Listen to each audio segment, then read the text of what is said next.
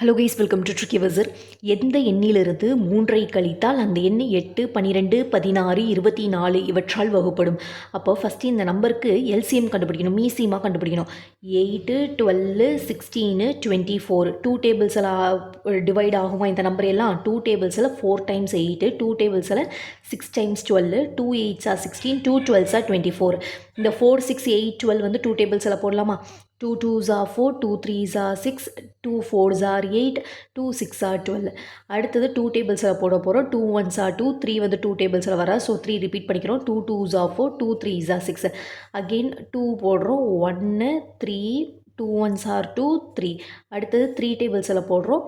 1 1 1 1 வந்துடுது. அப்போ இந்த நம்பரை மல்டிப்ளை பண்ணால் 2 2s are 4, 4 2s are 8, 8 2s are 16, 16 into 3 48.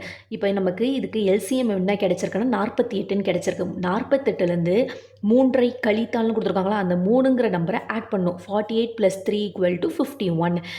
எந்த எண் வந்து 3ஐ கழித்தால் அந்த எண் 8, 12, 16, 24 இவற்றால் வகுப்படும்னா 51ங்கிற எண்.